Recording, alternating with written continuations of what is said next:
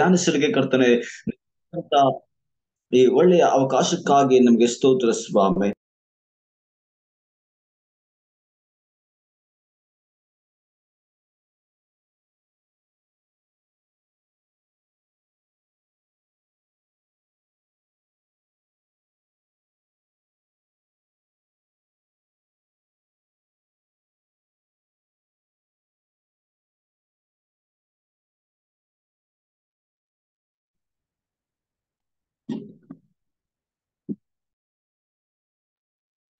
ಸರ್ವಶಕ್ತನಾದಂತ ದೇವರೇ, ನೀನು ಆಳ್ವಿಕೆ ಮಾಡು, ಬಲಪಡಿಸು, ಮುನ್ನಡೆಸು ಸ್ವಾಮಿ. ನಮ್ಮೆಲ್ಲರನ್ನ ನೀವು ಆಶೀರ್ವದಿಸುವುದಕ್ಕಾಗಿ ಸ್ತೋತ್ರ. ಯೇಸುವಿನ ನಾಮದಲ್ಲಿ ಪ್ರಾರ್ಥಿಸ್ತಾ ಇದ್ದೇನೆ ತಂದೆಯಾದಂತ ದೇವರೇ, ಆಮೆನ್.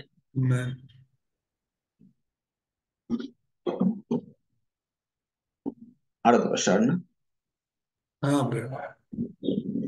ವರ್ಷ ಹಾಡು ನನ್ ಕುರುಬ ನೀನೇ ನಯ್ಯ, ನನಗೇನು ಕೊರತೆ ಇಲ್ಲ. ನನ್ ಕುರುಬ ನೀನೇ ನಯ್ಯ, ನನಗೇನು ಕೊರತೆ ಇಲ್ಲ. ಚಿಂತೆಯು ನನಗೇಕೆ, ನನ್ ಕುರುಬ ನೀನಿರಲು. ಚಿಂತೆಯು ನನಗೇಕೆ, ನನ್ ಕುರುಬ ನೀನಿರಲು. ನನ್ ಕುರುಬ ನೀನೇನಯ್ಯ, ನನಗೇನು ಕೊರತೆ ಇಲ್ಲ. ನನ್ ಕುರುಬ ನೀನೇನಯ್ಯ, ನನಗೇನು ಕೊರತೆ ಇಲ್ಲ. ನೀತಿಯ ಹಾದಿಯಲ್ಲಿ ನಿತ್ಯವು ನಡೆಸುವೆ, ನಿನ್ ಮಹಿಮೆ ಹೊಂದುವಂತೆ. ನೀತಿಯ ಹಾದಿಯಲ್ಲಿ ನಿತ್ಯವು ನಡೆಸುವೆ, ನಿನ್ ಮಹಿಮೆ ಹೊಂದುವಂತೆ. ಚಿಂತೆಯು ನನಗೇಕೆ, ನನ್ ಕುರುಬ ನೀನಿರಲು. ಚಿಂತೆಯು ನನಗೇಕೆ, ನನ್ ಕುರುಬ ನೀನಿರಲು. ನನ್ ಕುರುಬ ನೀನೇನಯ್ಯ, ನನಗೇನು ಕೊರತೆ ಇಲ್ಲ. ನನ್ ಕುರುಬ ನೀನೇನಯ್ಯ, ನನಗೇನು ಕೊರತೆ ಇಲ್ಲ. ಆತ್ಮವ ಸಂತೈಸುವೆ, ಅಭಿಷೇಕ ಮಾಡುವೆ, ಹೊಸ ಬಲ ನೀಡುವೆ ನೀ. ಆತ್ಮವ ಸಂತೈಸುವೆ, ಅಭಿಷೇಕ ಮಾಡುವೆ, ಹೊಸ ಬಲ ನೀಡುವೆ ನೀ. ಚಿಂತೆಯು ನನಗೇಕೆ, ನನ್ ಕುರುಬ ನೀನಿರಲು. ಚಿಂತೆಯು ನನಗೇಕೆ, ನನ್ ಕುರುಬ ನೀನಿರಲು. ನನ್ ಕುರುಬ ನೀನೇನಯ್ಯ, ನನಗೇನು ಕೊರತೆ ಇಲ್ಲ. ನನ್ ಕುರುಬ ನೀನೇನಯ್ಯ, ನನಗೇನು ಕೊರತೆ ಇಲ್ಲ. ನಿಶ್ಚಯವಾಗಿಯೇ ಜೀವಮಾನವೆಲ್ಲ ಕೃಪೆಯು ಹಿಂದೆ ಬರುವುದು. ನಿಶ್ಚಯವಾಗಿಯೇ ಜೀವಮಾನವೆಲ್ಲ ಕೃಪೆಯು ಹಿಂದೆ ಬರುವುದು. ಚಿಂತೆಯು ನನಗೇಕೆ, ನನ್ ಕುರುಬ ನೀನಿರಲು. ಚಿಂತೆಯು ನನಗೇಕೆ, ನನ್ ಕುರುಬ ನೀನಿರಲು. ನನ್ ಕುರುಬ ನೀನೇನಯ್ಯ, ನನಗೇನು ಕೊರತೆ ಇಲ್ಲ. ನನ್ ಕುರುಬ ನೀನೇನಯ್ಯ, ನನಗೇನು ಕೊರತೆ ಇಲ್ಲ.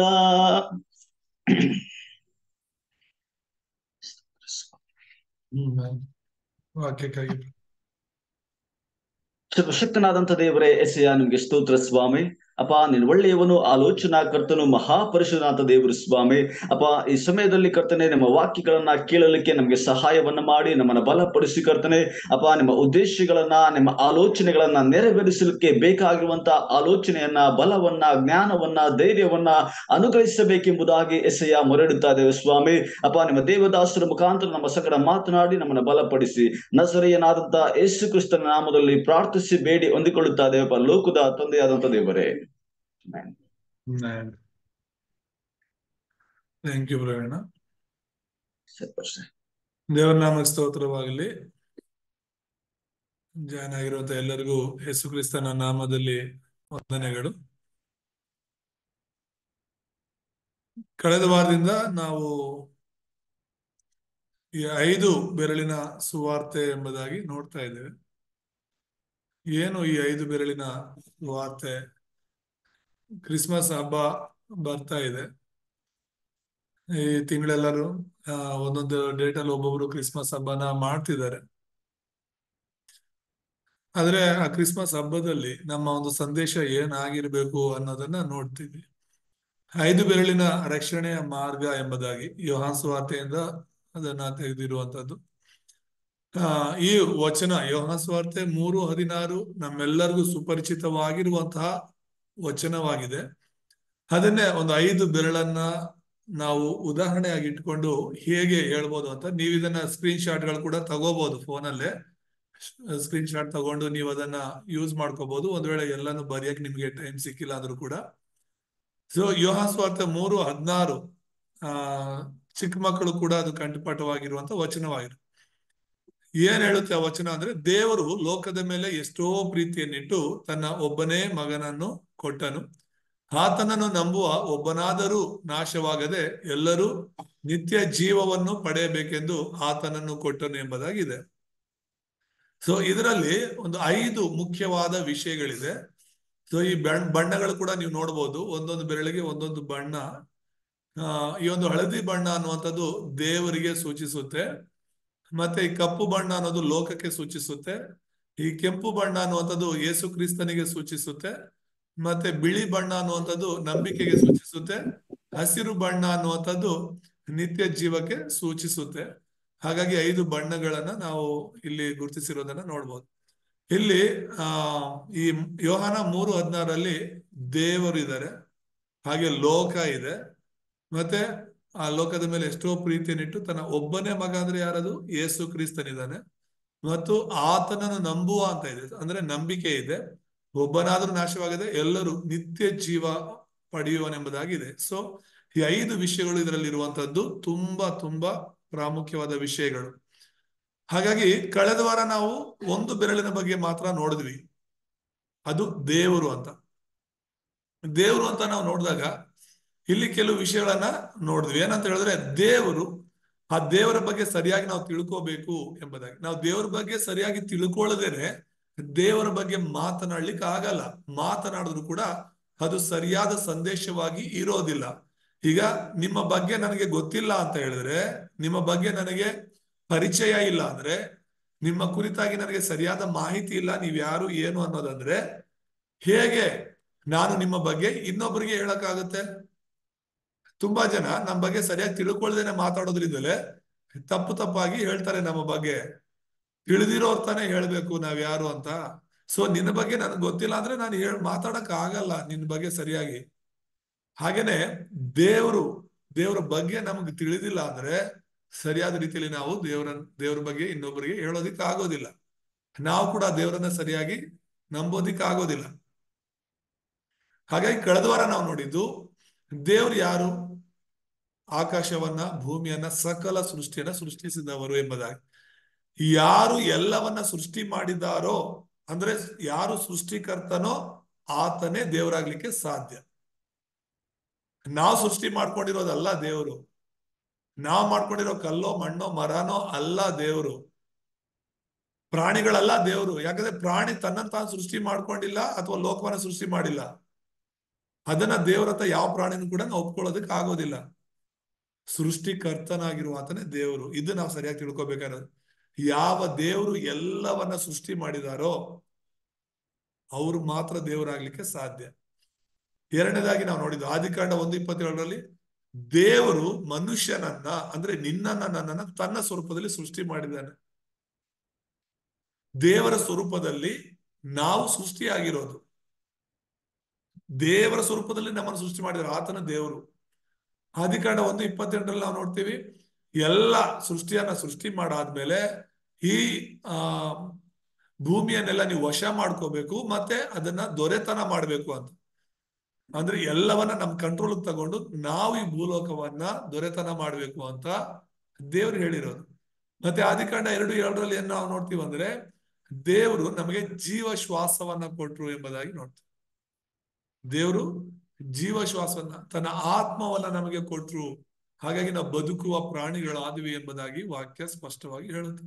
ಅದಾದ್ಮೇಲೆ ಆದಿಕಾಂಡ 2:17 ದೇವರ ಸ್ವರೂಪದಲ್ಲಿ ಮನುಷ್ಯರನ್ನ ಸೃಷ್ಟಿ ಮಾಡಿದಂತ ದೇವರು ಅವ್ರ ಜೊತೆ ಒಂದು ಒಡಂಬಡಿಕೆ ಮಾಡ್ಕೊಳ್ತಾನೆ. ಏನು ಆ ಒಡಂಬಡಿಕೆ ಅಂದ್ರೆ, ಈ ಒಂದು ಏದೇನ್ ತೋಟದಲ್ಲಿ 2 ಮರಗಳಿರುತ್ತೆ, ಮುಖ್ಯವಾಗಿ ಆ 2 ಮರಗಳ ಬಗ್ಗೆನೆ ಮಾತನಾಡುತ್ತೆ. ಒಂದು ಜೀವ ವೃಕ್ಷದ ಮರ, ಎರಡನೇದು ಒಳ್ಳೆದರ ಕೆಟ್ಟದರ ಅರಿವನ್ನು ಉಂಟು ಮಾಡುವಂತ ಮರ. ಸೊ ದೇವರು ಈ ಒಳ್ಳೆದರ ಕೆಟ್ಟದರ ಅರಿವನ್ನು ಉಂಟು ಮಾಡುವಂತ ಮರದ ಹಣ್ಣನ್ನ ಮಾತ್ರ ತಿನ್ನಬಾರದು, ಬೇರೆ ಎಲ್ಲವನ್ನ ನೀನ್ ತಿನ್ನಬಹುದು, ಈ ಮರದ ಹಣ್ಣನ್ನ ತಿನ್ನಬಾರದು ಅಂತ ದೇವ್ರು ಹೇಳಿದ್ದಾರೆ. ತಿಂದ್ರೆ ಸಾಹಿತ್ಯ ಅಂದ್ರೆ ಅದೊಂದು ಕಂಡೀಷನ್, ಒಂದು ಷರತ್ತಿನ ಮೇಲೆ ದೇವರು ಆ ಒಡಂಬಡಿಕೆಯನ್ನ ಮಾಡ್ಕೊಂಡಿದ್ರು ಅಂತ ನಾವು ನೋಡ್ತೀವಿ. ಸೊ ಇದು ಆ ದೇವ್ರು ಯಾರಂತ ಹೇಳ್ಬಿಟ್ಟು ನಾವು ನೋಡ್ಲಿಕ್ಕೆ ಸಾಧ್ಯವಾಗುತ್ತೆ. ಮುಖ್ಯವಾದ ಮಾಹಿತಿ ಇದು ದೇವ್ರ ಬಗ್ಗೆ ನಾವು ತಿಳ್ಕೊಳ್ಳೋದಕ್ಕೆ. ಈಗ ಎರಡನೇದಾಗಿ ನಾವು ಲೋಕದ ಬಗ್ಗೆ ನೋಡ್ತೀವಿ. 5 ಬೆರಳನ್ನ 5 ಹೆಸರುಗಳು ಕೊಟ್ಟಿರೋದು. ಮೊದಲನೇದು ದೇವರು, ಎರಡನೇದು ಲೋಕ, ಮೂರನೇದು ಯೇಸು ಕ್ರಿಸ್ತ, ನಾಲ್ಕನೇದು ನಂಬಿಕೆ, ಐದನೇದು ನಿತ್ಯ ಜೀವ. ಯೋಹಾನಸುವಾರ್ತೆ 3:16 ಆಧಾರದಲ್ಲಿ ನಾವು ನೋಡ್ತಾ ಇರುವಂತದ್ದು. ಈಗ ಎರಡನೇ ಬೆರಳಿನ ಬಗ್ಗೆ ನಾವು ನೋಡೋಣ. ಲೋಕ ಅಂದ್ರೆ ಏನು? ಇಲ್ಲಿ ಲೋಕದ ಬಗ್ಗೆ ಕೂಡ ನಾವು ಸರಿಯಾಗಿ ತಿಳ್ಕೋಬೇಕು. ಲೋಕದ ಬಗ್ಗೆ ನಾವು ಸರಿಯಾಗಿ ತಿಳ್ಕೊಂಡಿಲ್ಲ ಅಂತ ಹೇಳಿದ್ರೆ ಹೇಗೆ ನಾವು ಲೋಕವನ್ನ ರಕ್ಷಿಸೋದಕ್ಕಾಗುತ್ತೆ? ಹೇಗೆ ನಾವು ಲೋಕದ ಕಟ್ಟ ಕಡೆಯವ್ರಿಗೆ ಹೋಗಿ ಸುವಾರ್ತೆ ಸಾರಿ ಅವರನ್ನ ದೇವ್ರ ಕಡೆ ನಡ್ಸಕ್ಕಾಗುತ್ತೆ? ಲೋಕದ ಬಗ್ಗೆ, ಲೋಕದ ಸ್ಥಿತಿಗತಿಗಳ ಬಗ್ಗೆ ನಮ್ಗೆ ಗೊತ್ತಾಗ್ಬೇಕಾಗಿದೆ. ಯಾಕೆ ನಾವು ಸುವಾರ್ತೆ ಸಾರಬೇಕು ಅನ್ನೋ ವಿಷಯನ ನಮ್ಗೆ ಸರಿಯಾಗಿ ಗೊತ್ತಿಲ್ಲ ಅಂದ್ರೆ ಹೇಗೆ? ಸೊ ಲೋಕದ ಬಗ್ಗೆ ನಾವು ಸರಿಯಾಗಿ ತಿಳ್ಕೊಬೇಕು. ಯಾಕಂದ್ರೆ ದೇವ್ರು ಈ ಲೋಕದ ಮೇಲೆ ಎಷ್ಟೋ ಪ್ರೀತಿಯನ್ನಿಟ್ಟ. ದೇವ್ರು ಈ ಲೋಕದ ಮೇಲೆ ಅಂದ್ರೆ ಮನುಷ್ಯರ ಮೇಲೆ ಇಷ್ಟು ಪ್ರೀತಿ ಇಡೋದಕ್ಕೆ ಕಾರಣ ಏನು? ಕಾರಣ ಒಂದೇ, ಮುಖ್ಯವಾಗಿ ದೇವರು ಮನುಷ್ಯನನ್ನ ತನ್ನ ಸ್ವರೂಪದಲ್ಲಿ ತನ್ನ ಜೊತೆ ಇರೋದಕ್ಕಾಗಿ ಸೃಷ್ಟಿ ಮಾಡಿದ್ರು. ಮತ್ತೆ ಆತನಲ್ಲಿ ದೇವರು ನಿತ್ಯ ಜೀವವನ್ನ ಕೊಟ್ಟಿದ್ರು, ಆ ಜೀವ ಶ್ವಾಸವನ್ನು ಕೊಟ್ಟಿದ್ರು. ಹಾಗಾಗಿ ಮನುಷ್ಯನು ದೇವರ ಸ್ವರೂಪದಲ್ಲಿ ಸೃಷ್ಟಿಯಾಗಿರೋದ್ರಿಂದ ಮಾತ್ರನೇ ದೇವರು ಮನುಷ್ಯರನ್ನ ಪ್ರೀತಿಸ್ತಾ ಇದ್ದಾನೆ ಅನ್ನೋದು ನಾವು ತಿಳ್ಕೊಬೇಕು. ಸೊ ಆದಿಕಾಂಡ 3:1-6 ನಾವು ನೋಡುವಾಗ ಏನ್ ಉಳಿಯುತ್ತೆ ಈ ವಚನಗಳಲ್ಲಿ? ತುಂಬಾ ಸ್ಪಷ್ಟವಾಗಿ ನಾವು ನೋಡ್ತೇವೆ. ಯೆಹೋವ ದೇವರು ಉಂಟು ಮಾಡಿದ ಎಲ್ಲಾ ಭೂಜಂತುಗಳಲ್ಲಿ ಸರ್ಪವು ಯುಕ್ತಿಯುಳ್ಳದಾಗಿತ್ತು. ಅದು ಸ್ತ್ರೀಯ ಬಳಿಗೆ ಬಂದು, ಏನವ್ವ, ತೋಟದಲ್ಲಿರುವ ಯಾವ ಮರದ ಹಣ್ಣನ್ನು ನೀವು ತಿನ್ನಬಾರದೆಂದು ದೇವರು ಅಪ್ಪಣೆ ಕೊಟ್ಟಿರುವುದು ನಿಜವೋ? ದೇವ್ರು ಏನ್ ಹೇಳಿದ್ರು? ಆ ಮರದ ಹಣ್ಣನ್ನು ಮಾತ್ರ ತಿನ್ನಬಾರ್ದು ಅಂದ್ರೆ ಸೈತಾನ ಏನ್ ಹೇಳ್ತಾನೆ? ಯಾವ ಮರದ ಹಣ್ಣನ್ನು ನೀವು ತಿನ್ನಬಾರ್ದಾ ಅಂತ ಕೇಳ್ತಿರೋದು.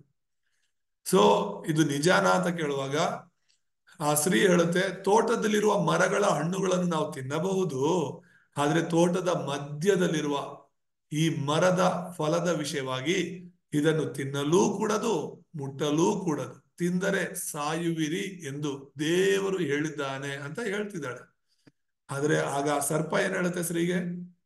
ನೀವು ಹೇಗೂ ಸಾಯುವುದಿಲ್ಲ. ಇದು ಸೈತಾನ ಹೇಳ್ತಿರೋದು. ದೇವ್ರು ಹೇಳಿದ್ದು ತಿಂದರೆ ಸಾಯ್ತೀರ, ಸತ್ತೇ ಹೋಗುವಿರಿ ಅಂತ ದೇವ್ರ ವಾಕ್ಯದಲ್ಲಿ ನಾವು ನೋಡಿದ್ದು. ಆದ್ರೆ ಸೈತಾನ ಹೇಳ್ತಾನೆ ನೀವು ಹೇಗೂ ಸಾಯುವುದಿಲ್ಲ. ಯಾರು ನಿಜ ಹೇಳ್ತಾವ್ರಿ ಇಲ್ಲಿ? ಇಬ್ರು ನಿಜ ಹೇಳ್ತಾ ಇದ್ದಾರೆ. ಹೇಗೆ? ದೇವ್ರು ಆತ್ಮಿಕವಾಗಿ ಮಾತನಾಡ್ತಾ ಇದ್ರೆ, ಸೈತಾನ ಶಾರೀರಿಕವಾಗಿ ಮಾತನಾಡ್ತಾ ಇದ್ದಾನೆ. ತಿಂದ ದಿನ ಏನೋ ಆದಾಮವ ಸತ್ತಿಲ್ಲ, ಅದು ನಿಜಾನೇ. ಆದ್ರೆ ದೇವ್ರು ಹೇಳಿದ್ದು ಆತ್ಮಿಕವಾಗಿ ಸಾಯ್ತೀರಾ ಅಂತ. ಸಾವು ಅಂದ್ರೆ ದೇವರಿಂದ ದೂರವಾಗೋದು, ಆತ್ಮ ಸಾಯೋದು. ದೇವರ ಸಂಪರ್ಕದಲ್ಲಿ ಇಲ್ಲ ಆತ್ಮ ಅಂದ್ರೆ ಅದು ಸತ್ತದಕ್ಕೆ ಸಮಾನ, ಅದು ನರಕಕ್ಕೆ ಹೋಗ್ಲೇಬೇಕು. ನಿತ್ಯ ನರಕಕ್ಕೆ ಹೋಗ್ಲೇಬೇಕು. ಸೊ ಸೈತಾನ ಇಲ್ಲಿ ಹೇಳ್ತಿರೋದು ನೀವು ಹೇಗೂ ಸಾಯುವುದಿಲ್ಲ ಅಂತ ಹೇಳ್ಬಿಟ್ಟು, ಆಮೇಲೆ ನೀವು ಇದರ ಹಣ್ಣನ್ನು ತಿಂದಾಗಲೇ, ಇದನ್ನ ತಿಂದಾಗಲೇ, ತಿಂದಿಲ್ಲ ಅಂದ್ರೆ ನಿಮ್ಮ ಕಣ್ಣುಗಳು ತೆರೆಯಲ್ಪಡಲ್ಲ. ಆದ್ರೆ ಇದನ್ನ, ಈ ಹಣ್ಣನ್ನ ನೀವು ತಿಂದಾಗಲೇ ನಿಮ್ಮ ಕಣ್ಣುಗಳು ತೆರೆಯುವವು, ನೀವು ದೇವರಂತೆ ಆಗ್ತೀರಾ ಅಂತ. ನೀವು ದೇವರಂತೆ ಆಗ್ತೀರಾ. ಅವ್ರು ಇದ್ದಿದ್ದೇ ದೇವರಂತೆ. ಯಾಕಂದ್ರೆ ಮನುಷ್ಯರು ದೇವರ ಸ್ವರೂಪದಲ್ಲಿ ಸೃಷ್ಟಿಯಾಗಿದ್ದು, ದೇವರ ಒಂದು ನಿತ್ಯ ಜೀವವನ್ನ, ಅಂದ್ರೆ ಒಂದು ಜೀವ ಶ್ವಾಸವನ್ನ ಹೊಂದಿದ್ರು. ಅವ್ರಿಗೇನ್ ಕಡಿಮೆ ಇತ್ತು? ಪರಲೋಕದಲ್ಲಿ ದೇವರು ಅರಸನಾಗಿ ಆಳ್ವಿಕೆ ಮಾಡ್ತಾ ಇದ್ರು. ಭೂಲೋಕದಲ್ಲಿ ತನ್ನ ಮಕ್ಕಳಾದ ಮನುಷ್ಯರಿಗೆ ಇಡೀ ಭೂಲೋಕವನ್ನ ದೊರೆತನ ಮಾಡುವಂತ ಅಧಿಕಾರವನ್ನ ಕೊಟ್ಟಿದ್ರು. ಅಲ್ಲಿ ದೇವರು, ಇಲ್ಲಿ ಮನುಷ್ಯನನ್ನ ದೇವರು ಆ ಒಂದು ಸಕಲ ಅಧಿಕಾರದನ್ನ ಕೊಟ್ಟು ನಡೆಸ್ತಾ ಇದ್ರು. ಇನ್ನೇನ್ ಬೇಕಿತ್ತು ಮನುಷ್ಯನಿಗೆ ದೇವರಂತ ಆಗೋದಕ್ಕೆ? ಆದ್ರೆ ಅವನು ಹೇಳ್ತಿರೋದು, ಇದನ್ನ ತಿಂದ್ರೆ ನೀವು ದೇವರಂತೆ ಆಗಿ ಒಳ್ಳೆದರ ಕೆಟ್ಟದರ ಭೇದವನ್ನು ಅರಿತವರಾಗಿರುವಿ, ಇದು ದೇವರಿಗೆ ಚೆನ್ನಾಗಿ ಗೊತ್ತುಂಟು ಅಂದಿತು. ಆಗ ಸ್ತ್ರೀಯು ಆ ಮರದ ಹಣ್ಣು ತಿನ್ನುವುದಕ್ಕೆ ಉತ್ತಮವಾಗಿಯೂ ನೋಡುವುದಕ್ಕೆ ರಮ್ಯವಾಗಿಯೂ ಜ್ಞಾನೋದಯಕ್ಕೆ ಅಪೇಕ್ಷಿಸತಕ್ಕದ್ದಾಗಿಯೂ ಇದೆ ಎಂದು ತಿಳಿದು ಅದನ್ನು ತೆಗೆದುಕೊಂಡು ತಿಂದಳು. ಸಂಗಡ ಇದ್ದ ಗಂಡನಿಗೂ ಕೊಡಲು ಅವನು ತಿಂದನು ಎಂಬುದಾಗಿ ನಾವು ನೋಡ್ತೇವೆ. ಅಂದ್ರೆ ಇಲ್ಲಿ ಸೈತಾನ ಎಷ್ಟರ ಮಟ್ಟಿಗೆ ದೇವರು ಏನನ್ನ ತಿನ್ನಬೇಡ ಅಂತ ಹೇಳಿದ್ರು ಅದನ್ನೇ ತಿನ್ಲಿಕ್ಕೆ ಪ್ರೋತ್ಸಾಹ ಮಾಡ್ತಾ ಇದ್ದಾನೆ. ಆ ಏದೆನ್ ತೋಟದಲ್ಲಿ ಎಷ್ಟೇ ಮರಗಳಿದ್ರು ಕೂಡ ಆ ಎಲ್ಲಾ ಮರಗಳ ಬಗ್ಗೆ ಅವನಿಗೆ ಚಿಂತೆ ಇಲ್ಲ. ಯಾವ ಮರದ ಹಣ್ಣನ್ನು ತಿನ್ನಬಾರ್ದು ಅಂತ ಹೇಳ್ತಿರೋ ಆ ಮರದ ಹಣ್ಣನ್ನೇ ತಿನ್ನಿಸೋದಕ್ಕೆ ಸೈತಾನ ಪ್ರಯತ್ನ ಮಾಡ. ಜೀವ ವೃಕ್ಷದ ಮರದ ಹಣ್ಣನ್ನು ಕೂಡ ಅವನು ತಿನ್ಸ್ಲಿಲ್ಲ. ಆದ್ರೆ ಇವತ್ತು ಆ ಜೀವ ವೃಕ್ಷ ಇಲ್ಲ. ಆ ಜೀವ ವೃಕ್ಷ ಇವತ್ತು ಯೇಸು ಆಗಿ ಲೋಕಕ್ಕೆ ಬಂದಿದ್ದಾರೆ. ಯೇಸುವನ್ನ ನಂಬುವವನು ಖಂಡಿತವಾಗ್ಲೂ ಸಾಯಲ್ಲ, ಸತ್ರು ಅವನು ಬದುಕ್ತಾನೆ. ಅವನು ನಿತ್ಯವಾಗಿ ಬದುಕಲಿಕ್ಕೆ ನಿತ್ಯ ಜೀವವನ್ನ ಪಡ್ಕೊಳ್ತಾನೆ ಎಂಬುದಾಗಿ ದೇವರ ವಾಕ್ಯದಲ್ಲಿ ನಾವು ನೋಡ್ತೇವೆ. ಆದ್ರೆ ಇಲ್ಲಿ ಹೇಳ್ತಿರುವಂತದ್ದು ಆದಿಕಾಂಡ 3 ಸಮಸ್ಯೆಗಳು ಪ್ರಾರಂಭವಾಗಿದ್ದು. ಆದಿಕಾಂಡ 1ನೇ ಅಧ್ಯಾಯ 2ನೇ ಅಧ್ಯಾಯ ಮನುಷ್ಯರ ಆಶೀರ್ವಾದಗಳ ಬಗ್ಗೆ, ಮನುಷ್ಯರ ಎಲ್ಲಾ ಸೃಷ್ಟಿಗಳ ಬಗ್ಗೆ ಮಾತನಾಡಿದ್ರೆ 3ನೇ ಅಧ್ಯಾಯದಲ್ಲಿ ಸಮಸ್ಯೆ ಪ್ರಾರಂಭವಾಗುತ್ತೆ. ಮನುಷ್ಯರಿಗೆ ಸಮಸ್ಯೆ ಯಾವಾಗ ಪ್ರಾರಂಭವಾಯಿತು? ಆದಿಕಾಂಡ 3. ಎಲ್ಲಾ ರೀತಿಯಾದ ಸಮಸ್ಯೆಗಳು ಪ್ರಾರಂಭವಾಗಿತ್ತು. ಹಾಗಾದ್ರೆ ಈ ಲೋಕದ ಸ್ಥಿತಿಗತಿಗಳು ಏನಿದೆ ಎಂಬುದಾಗಿ ನೋಡುವಾಗ 6 ಸಮಸ್ಯೆಗಳಲ್ಲಿ ಸಿಕ್ಕಾಕೊಳ್ತು. ಅದಕ್ಕೆ ಈ ಲೋಕವನ್ನ ನಾವು ಸರಿಯಾಗಿ ಅರ್ಥ ಮಾಡ್ಕೋಬೇಕು ಅಂತ ಹೇಳೋದು. ಏನು 6 ಸಮಸ್ಯೆಗಳು ಅಂತ ಹೇಳುವಾಗ ವಾಕ್ಯದ ಆಧಾರದಲ್ಲಿ ನಾವು ನೋಡಿದ್ರೆ, ಮೊದಲನೇದು ಯೋಹಾನ ಸುವಾರ್ತೆ 8:44 ಹೇಳುತ್ತೆ, ಸೈತಾನನ ಮಗು ಅಂತ.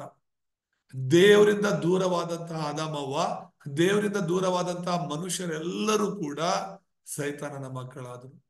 ದೇವರ ಸ್ವರೂಪದಲ್ಲಿ ಸೃಷ್ಟಿಯಾಗಿ ದೇವರ ಮಕ್ಕಳಂತಿರುವಂತಹ ಆದಾಮವ್ವ ಮತ್ತು ಮನುಷ್ಯರು ಸೈತಾನನ ಮಾತು ಕೇಳಿ ಮೋಸ ಹೋಗಿ ದೇವರ ಒಡಂಬಡಿಕೆಯನ್ನ ಮೀರಿ ನಡೆದುಕೊಂಡು ಅವರು ದೇವರಿಂದ ದೂರವಾಗ್ತಾರೆ. ಏದೇನ್ ತೋಟದಿಂದ ಅವರು ದೂರವಾಗ್ತಾರೆ. ಹಾಗಾಗಿ ಅವ್ರು ಸೈತಾನ ಮಕ್ಕಳು. ಯೋಹಾನ ಸುವಾರ್ತೆ 8:44 ಹೇಳುತ್ತೆ, ಸೈತಾನನು ನಿಮ್ಮ ತಂದೆ ಅಂತ. ನಮ್ಮ ತಂದೆ ಸೈತಾನನ ಅಲ್ಲ, ದೇವರು ತಾನೇ ನಮ್ಮ ತಂದೆ ಆಗಿದ್ದು. ಮತ್ತೆ ಸೈತಾನ ಯಾವಾಗ ನಮಗ್ ತಂದೆ ಆದ? ಯಾವಾಗಂದ್ರೆ ಯಾವಾಗ ಆ ಒಡಂಬಡಿಕೆ ಮುರಿಯಲ್ಪಡ್ತೋ, ಯಾವಾಗ ಒಳ್ಳೆದರ ಕೆಟ್ಟದರ ಅರಿವನ್ನು ಉಂಟು ಮಾಡುವ ಮರದ ಹಣ್ಣನ್ನ ತಿನ್ನಬೇಡ ಅಂತ ಹೇಳಿದ್ರು ಕೂಡ ತಿಂದ್ರೋ, ದೇವ್ರ ಮಾತು ಕೇಳೋದಕ್ಕಿಂತ ಹೆಚ್ಚಾಗಿ ಸೈತಾನನ ಮಾತನ್ನ ಕೇಳಿದ್ರೋ, ಆಗ ಆ ಸೈತಾನನು ಅವ್ರಿಗೆ ತಂದೆಯಾದರು. ಆಗ್ಲಿಂದ ಅವ್ರ ಮಕ್ಕಳು ಮೊಮ್ಮಕ್ಕಳು ನಮ್ಮ ತನಕನೂ ಕೂಡ, ನಮ್ಮ ನಂತರ ಕೂಡ ಎಲ್ಲರೂ ಕೂಡ ಸೈತಾನನ ಮಕ್ಕಳಾಗಿ ಮಾರ್ಪಟ್ರು. ಇದು ಯೇಸು ಹೇಳ್ತಿರುವಂತ ಮಾತು. ಸೈತಾನನು ನಿಮ್ಮ ತಂದೆ ಅಂತ ಯಾರು ಹೇಳ್ತಿರೋದು? ಯೇಸುವೆ ಹೇಳ್ತಿರುವಂತದ್ದು. ನೀವು ಆ ತಂದೆಯಿಂದ ಹುಟ್ಟಿದವರಾಗಿದ್ದು ನಿಮ್ಮ ತಂದೆಯ ದುರಿಚ್ಛೆಗಳನ್ನೇ ನಡೆಸಬೇಕೆಂದಿದ್ದೀರಿ. ಅಂದ್ರೆ ಈ ಲೋಕದಲ್ಲಿರುವಂತ ಪ್ರತಿಯೊಬ್ಬರು ಕೂಡ ಇದೇ ಸ್ಥಿತಿಯಲ್ಲಿದ್ದಾರೆ, ಸೈತಾನನ ಮಕ್ಕಳಾಗಿಯೇ ಇದ್ದಾರೆ ಎಂಬುದಾಗಿ ನಾವು ನೋಡ್ತೀವಿ. ಸೊ ಅವನು ಆದಿಯಿಂದಲೂ ಕೂಡ ಕೊಲೆಗಾರನಾಗಿದ್ದು ಸತ್ಯದಲ್ಲಿ ನಿಲ್ಲಲಿಲ್ಲ. ಆದಿಯಿಂದ ಅಂದ್ರೆ ಯಾವಾಗ? ಮನುಷ್ಯರನ್ನ ಸೃಷ್ಟಿ ಮಾಡೋಕ್ಕಿಂತ ಮುಂಚೆನೆ ಸೈತಾನ ಸೃಷ್ಟಿಯಾಗಿದ್ದ. ಪರಲೋಕದಲ್ಲಿದ್ದ ಕೆರೋಬಿಯ ದೂತನಾಗಿ ಅವನಲ್ಲಿ ಇದ್ದುಕೊಂಡು ದೇವರನ್ನ ಆರಾಧಿಸುವಂತವನಾಗಿ ಇದ್ದ. ಅದಕ್ಕೆ ಅವನು ಆದಿಯಿಂದಲೂ ಕೂಡ ಕೊಲೆಗಾರನಾಗಿದ್ದಾನೆ. ಅವನು ಸತ್ಯದಲ್ಲಿ ನಿಲ್ಲಲಿಲ್ಲ ಎಂಬುದಾಗಿ ವಾಕ್ಯ ತುಂಬಾ ಸ್ಪಷ್ಟವಾಗಿ ಹೇಳುತ್ತೆ. ಅವನಲ್ಲಿ ಸತ್ಯವೂ ಇಲ್ಲವೇ ಇಲ್ಲ. ಅವನು ಸುಳ್ಳಾಡುವಾಗ ಸ್ವಭಾವಾನುಸಾರವಾಗಿ ಆಡುತ್ತಾನೆ. ಅವನು ಸುಳ್ಳುಗಾರನು, ಸುಳ್ಳಿಗೆ ಮೂಲ ಪುರುಷನಾಗಿದ್ದಾನೆ. ಸೈತಾನನಲ್ಲಿ ಸತ್ಯ ಇಲ್ಲವೇ ಇಲ್ಲ. ಅಂದ್ರೆ ನಾವು ಅರ್ಥ ಮಾಡ್ಕೋಬೇಕಾದದು, ಲೋಕದಲ್ಲಿರುವಂತ ಜನರೆಲ್ಲರೂ ಕೂಡ ಸೈತಾನನ ಮಕ್ಕಳಾಗಿದ್ದಾರೆ, ಸೈತಾನನಿಂದ ಹುಟ್ಟಿದವರಾಗಿದ್ದಾರೆ, ಕೊಲೆಗಾರನ ಮಕ್ಕಳಾಗಿದ್ದಾರೆ, ಸುಳ್ಳಿಗೆ ಮೂಲ ಪುರುಷನಾಗಿರುವಂತ ಸೈತಾನನ ದುರಿಚೆಗಳನ್ನ ಮಾಡುವಂತವರಾಗಿದ್ದಾರೆ ಈ ಲೋಕದಲ್ಲಿರುವವರು. ಇದನ್ನ ಅರ್ಥ ಮಾಡ್ಕೊ. ಆದ್ರೆ ಲೋಕದಲ್ಲಿರುವವರೆಲ್ಲರೂ ಸೈತಾನನ ಮಕ್ಕಳಾಗಿದ್ದಾರೆ ಅನ್ನೋದು ಮೊದಲನೇ ಸಮಸ್ಯೆ. ಎರಡನೇ ಸಮಸ್ಯೆ ಏನು? ಎಫೆಸದವರಿಗೆ 2:2 ನಾವು ನೋಡುವಾಗ ವಿಗ್ರಹಾರಾಧನೆ ಮಾಡುವವರಾಗಿದ್ರು. ವಿಗ್ರಹಾರಾಧನೆ ಅಂದ್ರೆ ಏನು? ಸೈತಾನನ ಮಕ್ಕಳಾಗಿ ಯಾವುದನ್ನ ಕಂಡ್ರು ಕೂಡ, ಅಂದ್ರೆ ದೇವರನ್ನ ಬಿಟ್ಟು ಎಲ್ಲವನ್ನು ಕೂಡ ಅವರು ದೇವರಾಗಿ ನೋಡೋದಕ್ಕೆ ಶುರು ಮಾಡಿದ್ರು. ಈ ವಚನದಲ್ಲಿ ಹೇಳುತ್ತೆ, ನೀವು ಪೂರ್ವದಲ್ಲಿ ಅಪರಾಧಗಳನ್ನು ಪಾಪಗಳನ್ನು ಮಾಡುವವರಾಗಿದ್ದು ಇಹಲೋಕಾಚಾರಕ್ಕನುಸಾರವಾಗಿ ನಡೆದುಕೊಂಡಿರಿ. ಇಹಲೋಕ ಅಂದ್ರೆ ಏನು? ಈ ಭೂಲೋಕ, ಈ ಪ್ರಪಂಚ, ಈ ಲೋಕಾನುಸಾರ ನಡ್ಕೊಂಡ್ರಿ. ಈ ಲೋಕಕ್ಕನುಸಾರವಾಗಿ ಅಂದ್ರೆ ಎಲ್ಲಾ ತರದ ವಿಗ್ರಹಾರಾಧನೆಗಳಲ್ಲಿ, ಎಲ್ಲಾ ತರದ ಮೂಢನಂಬಿಕೆಗಳಲ್ಲಿ ನೀವು ನಡೆದುಕೊಂಡ್ರಿ. ಅಷ್ಟೇ ಅಲ್ಲದೆ ವಾಯುಮಂಡಲದಲ್ಲಿ ಅಧಿಕಾರ ನಡೆಸುವ ಅಧಿಪತಿಗೆ, ಅಂದರೆ ನಂಬಲೊಲ್ಲದವರನ್ನು ಅವಿಧೇಯತೆಗೆ ಈಗ ಪ್ರೇರೇಪಿಸುವ ಆತ್ಮನಿಗೆ ಅನುಸಾರವಾಗಿ ನಡೆದುಕೊಂಡಿರಿ. ಸೈತಾನನನುಸಾರವಾಗಿ ನಡ್ಕೊಳ್ತಾ ಇದ್ದೀರಾ ನೀವು ಅಂತಾನೆ ಇಲ್ಲಿ ಪೌಲನು ಎಫೆಸ ಸಭೆಯವರಿಗೆ ಹೇಳ್ತಾ ಇದ್ದಾನೆ. ಪೂರ್ವದಲ್ಲಿ ಅಪರಾಧಗಳ ಪಾಪಗಳ ಮಾಡುವವರಾಗಿದ್ವಿ ಪಾಪ ಅಪರಾಧಗಳನ್ನ ಮಾಡುವವರಾಗಿ ಈ ಲೋಕಾನುಸಾರ ನಾವು ನಡ್ಕೊಂಡ್ವಿ, ವಿಗ್ರಹಾರಾಧನೆಗಳನ್ನ ಮಾಡುವವರಾಗಿದ್ವಿ. ಈಗಲೂ ಕೂಡ ನಂಬಲೊಲ್ಲದವರಿಗೆ, ಯೇಸುವನ್ನ ನಂಬದೇ ಇರೋರಿಗೆ ಅವಿಧೇಯತೆಗೆ ಪ್ರೇರೇಪಿಸ್ತಾ ಇದ್ದಾನೆ ಸೈತಾನ. ಎಷ್ಟರ ಮಟ್ಟಿಗೆ ಅಂತ ಹೇಳಿದ್ರೆ, ಯೇಸು ದೇವರಲ್ಲ, ಬೇರೆ ಎಲ್ಲಾನು ದೇವ್ರು ಅನ್ನೋ ಮಟ್ಟಕ್ಕೆ. ಯೇಸುವನ್ನ ದೇವರಾಗಿ ನಂಬಕ್ ಮಾತ್ರ ಜನ ರೆಡಿ ಇಲ್ಲ.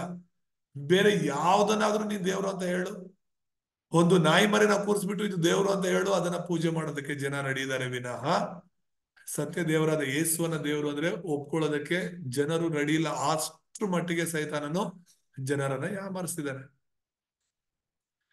ಮೂರನೇದಾಗಿ ನಾವು ನೋಡುವಾಗ ಮಾನಸಿಕ ಸಮಸ್ಯೆ ಎಂಬುದಾಗಿ ನೋಡ್ತೀವಿ. ಏನು ಆ ಮಾನಸಿಕ ಸಮಸ್ಯೆ ಅಂತ ಹೇಳಿದ್ರೆ, ಇಲ್ಲಿ ಮತ್ತಾಯ 11:28 ನಾವು ನೋಡ್ತೀವಿ, ಎಲೈ ಕಷ್ಟಪಡುವವರೇ ಹೊರತುವರೆ. ಏನು ಆ ಕಷ್ಟ, ಏನು ಆ ಹೊರೆ? ಆತ್ಮಿಕವಾಗಿ ಮಾನಸಿಕವಾದ ಸಮಸ್ಯೆಗಳಿವೆ. ನೀವೆಲ್ಲರೂ ನನ್ನ ಬಳಿಗೆ ಬನ್ನಿರಿ, ನಾನು ನಿಮ್ಗೆ ವಿಶ್ರಾಂತಿ ಕೊಡ್ತೇನೆ. ದೇವ್ರು ಹೇಳ್ತಿರುವಂತದ್ದು ಅಂದ್ರೆ ಏನಿದ್ರ ಅರ್ಥ? ಜನರೆಲ್ಲರೂ ಕಷ್ಟ ಪಡ್ತಾ ಇದಾರೆ, ಈ ಲೋಕದಲ್ಲಿರುವಂತವರೆಲ್ಲರೂ ಕಷ್ಟ ಪಡ್ತಾ ಇದಾರೆ. ಈ ಲೋಕದಲ್ಲಿರುವವರೆಲ್ಲರೂ ಕೂಡ ಅನೇಕ ರೀತಿಯಾದಂತಹ ಆತ್ಮಿಕ ಹೊರೆಗಳನ್ನ ಹೊತ್ತಿದ್ದಾರೆ. ಅವ್ರಿಗೆ ವಿಶ್ರಾಂತಿ ಕೊಡೋರು ಯಾರು ಇಲ್ಲ, ಅವ್ರಿಗೆ ರಕ್ಷಣೆ ಕೊಡೋರು ಯಾರು ಇಲ್ಲ, ಅವ್ರಿಗೆ ಬಿಡುಗಡೆ ಕೊಡೋರು ಯಾರು ಇಲ್ಲ. ಮಾನಸಿಕ ಸಮಸ್ಯೆ ಅಂದ್ರೆ ಏನು ಗೊತ್ತಾ?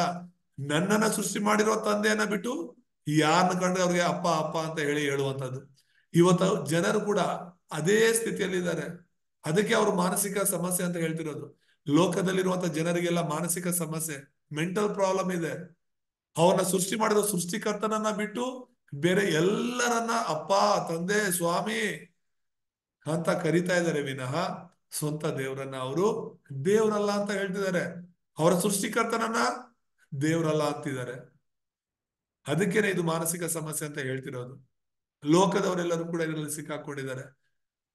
ನಾಲ್ಕನೇ ಸಮಸ್ಯೆನ ನಾವು ನೋಡುವಾಗ, ದೇವರಿಂದ ದೂರವಾಗಿರುವಂತಹ ಮನುಷ್ಯ 4ನೇ ಸಮಸ್ಯೆಯಲ್ಲಿ ಸಿಕ್ಕಾಕೊಂಡ. ಏನದು ಅಂದ್ರೆ ಶಾರೀರಿಕವಾದ ಸಮಸ್ಯೆಗಳು. ಆ ಶಾರೀರಿಕವಾದ ಸಮಸ್ಯೆಗಳು ಅಂದ್ರೆ ಏನು? ಅಪಸ್ಕೃತ್ಯಗಳು 8:4-8 ನಾವು ನೋಡುವಾಗ, ಚದರಿ ಹೋದರು, ಅಲ್ಲಲ್ಲಿ ಹೋಗಿ ಸ್ವಾರ್ಥ ವಾಕ್ಯವನ್ನು ಸಾರುತ್ತಿದ್ದರು. ಫಿಲಿಪ್ಪನು ಸಮರ್ಯವೆಂಬ ಪಟ್ಟಣಕ್ಕೆ ಹೋಗಿ ಕ್ರಿಸ್ತನನ್ನು ಅಲ್ಲಿರುವವರಿಗೆ ಪ್ರಕಟಿಸಿದನು. ಗುಂಪಾಗಿ ಕೂಡಿದ ಜನಗಳು ಫಿಲಿಪ್ಪನ ಮಾತುಗಳನ್ನು ಕೇಳಿ ಅವನು ಮಾಡಿದ ಸೂಚಕ ಕಾರ್ಯಗಳನ್ನು ನೋಡಿ ಅವನು ಹೇಳಿದ ಸಂಗತಿಗಳಿಗೆ ಏಕಮನಸ್ಸಾಗಿ ಲಕ್ಷ್ಯ ಕೊಟ್ಟರು. ಯಾಕಂದ್ರೆ ಅನೇಕರೊಳಗಿದ್ದ ದೆವ್ವಗಳು ಮಹಾಶಬ್ದದಿಂದ ಕೂಗಿ ಹೊರಗೆ ಬಂದವು ಮತ್ತು ಅನೇಕ ಪಾರ್ಶ್ವವಾಯು ರೋಗಿಗಳು ಕುಂಟರು ಸ್ವಸ್ಥ ಮಾಡಲ್ಪಟ್ಟರು. ಆ ಪಟ್ಟಣದಲ್ಲಿ ಬಹು ಸಂತೋಷವಾಯ್ತು. ಇಲ್ಲಿ ಹೈಲೈಟ್ ಮಾಡಿರುವಂತದ್ದು ಏನಂದ್ರೆ, ನಾನು ಅನೇಕರೊಳಗಿದ್ದ ದೆವ್ವಗಳು, ಮನುಷ್ಯರೊಳಗೆ ದೆವ್ವಗಳು, ದೇವರ ಆತ್ಮ ಇದ್ದಿದ್ದು, ದೇವರು ಜೀವ ಶ್ವಾಸವನ್ನ ಊದಿದ್ದು ಮನುಷ್ಯನೊಳಗೆ. ಆದ್ರೆ ಆ ಜೀವ ಶ್ವಾಸವು ಹೋಗಿ ದುರಾತ್ಮಗಳು ಬಂದು ಸೇರ್ಕೊಂಡು, ಯಾವಾಗ ಸೈತಾನ್ ಮಾತು ಕೇಳಿದ್ರು ಆಗ್ಲಿಂದಲೇ ದೆವ್ವಗಳು ಬಂದು ನಮ್ಮ ಹೃದಯಗಳಲ್ಲಿ, ನಮ್ಮ ದೇಹಗಳಲ್ಲಿ ವಾಸ ಮಾಡಕ್ಕೆ ಶುರು ಮಾಡು. ಯೇಸುವನ್ನು ನಂಬದೇ ಇರುವಂತ ಪ್ರತಿಯೊಬ್ಬರಲ್ಲೂ ಕೂಡ ದುರಾತ್ಮನು ಆಳ್ವಿಕೆ ಮಾಡ್ತಾ ಇದ್ದಾನೆ. ಅಷ್ಟೇ ಅಲ್ಲದೆ ಪಾರ್ಶ್ವವಾಯು ರೋಗಿಯಾಗ್ಲಿ, ಕುಂಟರು, ಕುರುಡ್ರು, ಕಿವುಡ್ರು, ಶಾರೀರಿಕವಾಗಿ ಅನೇಕ ರೋಗಗಳು ಮನುಷ್ಯರಲ್ಲಿದೆ. ನಾನಾ ರೋಗಗಳು, ಅನೇಕ ರೋಗಗಳಿಗೆ ಹೆಸರು ಕೂಡ ಇಲ್ಲ, ಅಷ್ಟು ರೋಗಗಳಿದೆ. ಶಾರೀರಿಕವಾದ ಸಮಸ್ಯೆಗಳು ಅಂತ ನಾನು ಹೇಳ್ತಿರೋದು. ಮನುಷ್ಯರನ್ನ ದೇವರು ಸೃಷ್ಟಿ ಮಾಡಿದ್ದು ರೋಗಗಳಲ್ಲಿ ಜೀವನ ಮಾಡಕ್ಕಲ್ಲ. ಆದಾಮ ಅವರಿಗೆ ಪಾಪ ಮಾಡಕ್ ಮುಂಚೆ ಯಾವ ರೋಗನೂ ಇರ್ಲಿಲ್ಲ. ಒಂದ್ ವೇಳೆ ಅವ್ರು ಪಾಪನೇ ಮಾಡಿಲ್ಲ ಅಂದಿದ್ರೆ ಯಾವ ರೋಗನು ಮನುಷ್ಯರಿಗೆ ಬರ್ತಾ ಇರ್ಲಿಲ್ಲ. ಈ ಭೂಲೋಕವೇ ಪರದೇಶವಾಗಿರ್ತಾ ಇತ್ತು. ನಮಗೆ ಬೇರೊಂದು ಸ್ಥಳ ಬೇಕಾಗಿರ್ಲಿಲ್ಲ. ದೇವರು ನಿಮಗೋಸ್ಕರ ಒಂದು ಸ್ಥಳವನ್ನ ಸಿದ್ಧ ಮಾಡ್ಲಿಕ್ಕೆ ಹೋಗ್ತಿದ್ದೀನಿ ಅಂತ ಹೇಳಿ ಹೋಗುವ ಅವಶ್ಯಕತೆನೇ ಇರ್ತಿರ್ಲಿಲ್ಲ. ಭೂಲೋಕವೇ ನಮ್ಮ ಸ್ವರ್ಗವಾಗಿ ಮಾರ್ಪಡ್ತಾ ಇತ್ತು. ಆದ್ರೆ ಯಾವಾಗ ನಾವು ಸೈತಾನನ ಮಾತಿಗೆ ವಿಧೇಯರಾದ್ವೋ ಅವತ್ತಿನಿಂದಲೂ ಅನೇಕ ಸಮಸ್ಯೆಗಳು, ಅನೇಕ ವಿಧವಾದ ರೋಗಗಳು ಬರೋದಕ್ಕೆ ಶುರು ಮಾಡ್ತವೆ. 5ನೇ ಸಮಸ್ಯೆ ಏನು ಎಲ್ಲದಕ್ಕಿಂತ ಹೆಚ್ಚಾಗಿ ಅಂದ್ರೆ ಲೂಕ 16:19-39 ಹೇಳುತ್ತೆ ಮರಣ ಮತ್ತು ನರಕ ಅಂತ. ಈ ವಿಷಯ ನಿಮಗೆ ಚೆನ್ನಾಗಿ ಗೊತ್ತು. ಐಶ್ವರ್ಯವಂತ ಮತ್ತು ಲಾಜರನೆಂಬುದಾಗಿ ಇಬ್ಬರು ವ್ಯಕ್ತಿಗಳಿರ್ತಾರೆ. ಐಶ್ವರ್ಯವಂತ ತುಂಬಾ ಚೆನ್ನಾಗಿ ಅವನ ಜೀವಿತ ಅವನ ಇಷ್ಟಕ್ಕೆ ಅವನು ಬದುಕ್ತಾ ಇರ್ತಾನೆ. ಆದ್ರೆ ಲಾಜರ್ನು ಅವನ ಮನೆ ಬಾಗಿಲಲ್ಲಿ ಕೂತ್ಕೊಂಡು ಭಿಕ್ಷೆ ಬೇಡುವವನಾಗಿರ್ತಾನೆ. ಆದ್ರೆ ಸಾವನ್ನೋದು ಎಲ್ಲರಿಗೂ ಒಂದೇ. ಭಿಕ್ಷೆಗಾರನಿಗೂ ಸಾವು ಬರುತ್ತೆ. ಇಲ್ಲಿ ನೋಡ್ತೀವಿ ನಾವು ಭಿಕ್ಷೆಗಾರನು ಸತ್ತನು ಅಂತ. ಅವನ ಆತ್ಮವನ್ನ ದೇವದೂತರು ತೆಗೆದುಕೊಂಡು ಹೋಗ್ತಾರೆ. ಅಬ್ರಾಮನ ಎದೆಗೆ ಒರಗಿಸ್ತಾರೆ. ಆ ಅಬ್ರಾಮನ ಎದೆನೆ ಪರಲೋಕ ಎಂಬುದಾಗಿ ನಾವು ನೋಡ್ತೀವಿ. ಹಾಗೇನೆ ಐಶ್ವರ್ಯವಂತನು ಸಾಯ್ತಾನೆ. ಅವನು ಸತ್ತ ಮೇಲೆ ಅವ ಉದ್ರೇಕಗಳಾಗುತ್ತೆ. ಅವನು ಪಾತಾಳದೊಳಗೆ ಯಾತನೆ ಪಡುತ್ತಾ ಇರ್ತಾನೆ ಎಂಬುದಾಗಿ. ಅಂದ್ರೆ ಇಲ್ಲಿ ನಾವು ನೋಡ್ತಾ ಇರುವಂತದ್ದು ಭಿಕ್ಷೆಗಾರನು ಸಾಯ್ತಾನೆ, ಐಶ್ವರ್ಯವಂತನು ಸಾಯ್ತಾನೆ. ಆದ್ರೆ ಭಿಕ್ಷೆಗಾರನು ಪರಲೋಕಕ್ಕೆ ಹೋದ್ರೆ ಇಲ್ಲಿ ಐಶ್ವರ್ಯವಂತನು ಪಾತಾಳಕ್ಕೆ ಹೋಗ್ತಾನೆ, ಅಂದ್ರೆ ನರಕಕ್ಕೆ ಹೋಗ್ತಾನೆ. ಈ ಲೋಕದಲ್ಲಿರುವ ಪ್ರತಿಯೊಬ್ಬರು ಕೂಡ ಮರಣವನ್ನ ಹಾದು ಹೋಗ್ಲೇಬೇಕು. ಐಶ್ವರ್ಯವಂತನು ನನ್ನ ಹತ್ರ ಬೇಕಾದಷ್ಟು ಹಣ ಇದೆ, ಏನಾದ್ರೂ ರೋಗ ಬಂದ್ರೆ ಒಳ್ಳೊಳ್ಳೆ ಹಾಸ್ಪಿಟಲ್ ತೋರ್ಸ್ಕೊಂತೀನಿ ಅಂತ ಹೇಳಿದ್ರೆ ಅವನೇನ್ ಬದುಕಕ್ಕಾಗತ್ತಾ? ಇಲ್ಲ. ಒಂದ್ ವೇಳೆ 5 ವರ್ಷ 10 ವರ್ಷ ಹೆಚ್ಚು ಬದುಕ್ಬೋದು ಅಷ್ಟೇನೆ. ಆದ್ರೆ ಕೊನೆಗೆ ಸಾಯ್ಲೇಬೇಕು ತಾನೆ. ಎಂತ ಆರೋಗ್ಯವಂತನಿಗೂ ಕೂಡ ಸಾವು ಬರುತ್ತೆ. ಎಷ್ಟು ವರ್ಷ ಬದುಕಿದ್ರು ಕೂಡ ಕೊನೆಗೆ ಅವ್ನು ಸಾಯ್ಲೇಬೇಕು. ಯೇಸುವನ್ನ ನಂಬದೇ ಇರುವಂತ ಪ್ರತಿಯೊಬ್ಬನು ಕೂಡ ಸತ್ತ ನಂತರ ನರಕಕ್ಕೆ ಹೋಗ್ತಾನೆ. ಅದು ಈ ವಾಕ್ಯ ತುಂಬಾ ಸ್ಪಷ್ಟಪಡಿಸುತ್ತೆ. ಸೊ ಇದು 5ನೇ ಸಮಸ್ಯೆ. ಮನುಷ್ಯರೆಲ್ಲರೂ, ಈ ಲೋಕದಲ್ಲಿರುವಂತ ಮನುಷ್ಯರೆಲ್ಲರಿಗೂ ಕೂಡ ಮರಣ ಇದೆ, ಮರಣದ ನಂತರ ನರಕ ಇದೆ. ಇದನ್ನ ನಾವು ಸರಿಯಾಗಿ ಅರ್ಥ ಮಾಡ್ಕೋಬೇಕು. ಅದಕ್ಕೆ ನಾವು ಸುವಾರ್ತೆ ಸಾರ್ತಿರೋದು. ನಾವು ಸುವಾರ್ತೆ ಸಾರ್ತಿರೋದೇ ಜನರನ್ನ ಈ ಶಾರೀರಿಕವಾದ ಮರಣದಿಂದ ತಪ್ಸಕ್ ಮಾತ್ರ ಅಲ್ಲ. ಈ ಶಾರೀರಿಕವಾದ ಸಮಸ್ಯೆನ, ಶಾರೀರಿಕವಾದ ಮರಣದಿಂದ ನಾವು ಯಾರನ್ನೂ ತಪ್ಸಕ್ ಆಗಲ್ಲ. ನಾವು ಕೂಡ ಸಾಯ್ಬೇಕು. ಒಂದು ದಿನ ಯೇಸು ನಂಬ್ಕೊಂಡ್ರು ನಾವು ಸಾಯ್ಬೇಕು. ಆದ್ರೆ ನಿತ್ಯ ಮರಣದಿಂದ ಬಿಡಿಸ್ಬೇಕು. ಆ ನಿತ್ಯ ನರಕದಿಂದ ಬಿಡಿಸೋದಕ್ಕೆ ನಾವು ಸುವಾರ್ತೆ ಸಾರ್ಬೇಕಾಗಿರೋದು. ಇವತ್ತು ಇಡೀ ಲೋಕ ಯೇಸುವಿನಿಂದ ದೂರವಾಗಿ ಪಾಪದಲ್ಲಿದೆ, ಅವಿಧೇಯತ್ವದಲ್ಲಿದೆ, ಅಪನಂಬಿಕೆಯಲ್ಲಿದೆ. ಸೈತಾನನ ಮಕ್ಕಳಾಗಿ ವಿಗ್ರಹಾರಾಧನೆ ಮಾಡ್ತಾ ಮಾನಸಿಕ ಸಮಸ್ಯೆಗಳಲ್ಲಿ, ಶಾರೀರಿಕವಾದ ಸಮಸ್ಯೆಗಳಲ್ಲಿ ಇದ್ದಾರೆ. ಜನ ಸಾಯ್ತಾ ಇದ್ದಾರೆ, ನರಕಕ್ಕೆ ಹೋಗ್ತಾ ಇದ್ದಾರೆ. ಇದು ಲೋಕದ ಪರಿಸ್ಥಿತಿ. ಕೊನೆಯದಾಗಿ ವಿಮೋಚನಕಾಂಡ 24-5 ನೋಡುವಾಗ ಆತ್ಮಿಕ ಸ್ವಾಸ್ಥ್ಯ, ಆತ್ಮಿಕವಾದ ಪಾಲು ಏನು ಅಂತ ಹೇಳಿದ್ರೆ, ನಾವು ಸಾಯೋದ್ರ ಮೂಲಕ ಎಲ್ಲ ಸಮಸ್ಯೆ ಪರಿಹಾರ ಆಗಲ್ಲ, ಸಮಸ್ಯೆ ಜಾಸ್ತಿ ಆಗತ್ತೆ. ಇಲ್ಲಿ ನಾವು ನೋಡ್ತೀವಿ ಈ ವಚನಗಳಲ್ಲಿ ಯಾವ ಮೂರ್ತಿಯನ್ನು ಮಾಡಿಕೊಳ್ಳಬಾರದು. ಆಕಾಶದಲ್ಲಾಗ್ಲಿ, ಭೂಮಿ ಮೇಲಾಗ್ಲಿ, ಭೂಮಿಯ ಕೆಳಗಡ ನೀರಿನಲ್ಲಾಗ್ಲಿ ಇರುವ ಯಾವುದರ ರೂಪವನ್ನು ಮಾಡಿಕೊಳ್ಳಬಾರದು. ಅವುಗಳಿಗೆ ಅಡ್ಡ ಬೀಳಲು ಬಾರದು, ಪೂಜೆ ಮಾಡಲು ಬಾರದು. ನಿನ್ನ ದೇವರಾದ ಯೆಹೋವನೆಂಬ ನಾನು ನನಗೆ ಸಲ್ಲತಕ್ಕ ಗೌರವವನ್ನು ಮತ್ತೊಬ್ಬನಿಗೆ ಸಲ್ಲಗೊಡಿಸುವನಾದ್ದರಿಂದ ನನ್ನನ್ನು ದ್ವೇಷಿಸುವವರ ವಿಷಯದಲ್ಲಿ ತಂದೆಗಳ ದೋಷ ಫಲವನ್ನು ಅಂತ. ಯಾರ ದೋಷ ಫಲ? ತಂದೆಗಳ ದೋಷ ಫಲವನ್ನು ಮಕ್ಕಳ ಮೇಲೆ 3-4 ತಲೆಮಾರುಗಳವರೆಗೆ ಬರಮಾಡುವ. ಅಂದ್ರೆ ಯಾರು ಯೇಸುವನ್ನ ನಂಬದೆ ಸಾಯ್ತಾರೋ, ಯಾರು ರಕ್ಷಣೆ ಹೊಂದದೆ ಸಾಯ್ತಾರೋ, ಅವರ ಪಾಪಗಳು ಶಾಪಗಳಾಗಿ, ಅವರ ಪಾಪಗಳು ದೋಷಗಳಾಗಿ ಅವರ ಮಕ್ಕಳ ಮೇಲೆ 3-4 ತಲೆಮಾರುಗಳ ಮೇಲೆ ಬರುತ್ತೆ. ಸೊ ನಮ್ಮ ಮರಣ, ಯೇಸುವನ್ನ ನಂಬದೆ ನಾವು ಸತ್ತರೆ ನಾವು ಮಾಡಿರುವಂತ ಎಲ್ಲ ಪಾಪಗಳು ಶಾಪಗಳಾಗಿ ನಮ್ಮ ಮಕ್ಕಳ ಮೇಲೆ ಬರುತ್ತೆ. ಇದು ವಾಕ್ಯ ಸ್ಪಷ್ಟಪಡಿಸ. ಸೊ ಇವತ್ತು ಈ ಲೋಕದಲ್ಲಿ ಇರುವಂತಹ ಪರಿಸ್ಥಿತಿನ ನಾವು ಅರ್ಥ ಮಾಡ್ಕೋಬೇಕು. ಈ 2ನೇ ಬೆರಳನ್ನ ನಾವು ಅರ್ಥ ಮಾಡ್ಕೋಬೇಕೆಂಬುದಾಗಿ ನೋಡ್ತಾ ಇದ್ವಿ. ದೇವ್ರ ನಾಮಕ್ಕೆ ಸ್ತೋತ್ರ. 2ನೇ ಬೆರಳೆ ಏನು? ಲೋಕ. ಸೊ ಈ ಲೋಕ ಒಂದು ಸರ್ಪದ ಮೂಲಕ ಸೈತಾನನು ಬಂದು ನಮ್ಮನ್ನ, ಫಸ್ಟ್ ಸೈತಾನನೇ ದೊಡ್ಡ ಸಮಸ್ಯೆ, ಆಮೇಲೆ ಅವನು ಪಾಪ ಮಾಡಿಸ್ದ, ಆಮೇಲೆ ನಮ್ಮನ್ನ ನರಕ ಕರ್ಕೊಂಡು ಹೋಗ್ತಾನೆ. ಸೈತಾನ ನರಕಕ್ಕೆ ಹೋಗ್ತಾನೆ, ಅವನ ಜೊತೆಗೆ ದೇವರ ಸ್ವರೂಪದಲ್ಲಿ ಸೃಷ್ಟಿಯಾದ ನಮ್ಮೆಲ್ಲರನ್ನು ಕೂಡ ನರಕ ಕರ್ಕೊಂಡು ಹೋಗ್ಬೇಕು ಅಂತಾನೆ ಅವನು ಪ್ರಯಾಸ ಪಡ್ತಿದ್ದಾನೆ, ಗರ್ಜಿಸೋ ಸಿಂಹದ ಉಪಾಯದಲ್ಲಿ ಪ್ರತಿದಿನ ಹುಡುಕ್ತಾ ತಿರುಗ್ತಾ ಇದ್ದಾನೆ. ಸೊ ಈ ಒಂದು 6 ಸಮಸ್ಯೆಗಳು ಕೂಡ ಇಲ್ಲಿ ಶಾರ್ಟ್ ಆಗಿ ನಾವು ಕೊಟ್ಟಿದ್ದೇವೆ ವಚನಗಳು. ಸೊ ಈ ಲೋಕದ ಸ್ಥಿತಿ ಈ ತರ ಇದೆ. ಹಾಗಾಗಿ ಯೋಹಾನ ಸುವಾರ್ತೆ 3:16 ದೇವರು ಲೋಕದ ಮೇಲೆ ಎಷ್ಟೋ ಪ್ರೀತಿಯನ್ನಿಟ್ಟ. ಈ ಲೋಕ ಇನ್ನು ಪಾಪದಲ್ಲಿ ಇರ್ಬೇಕಾದ್ರೇನೆ ದೇವ್ರ ಪ್ರೀತಿ ಇಟ್ಟ.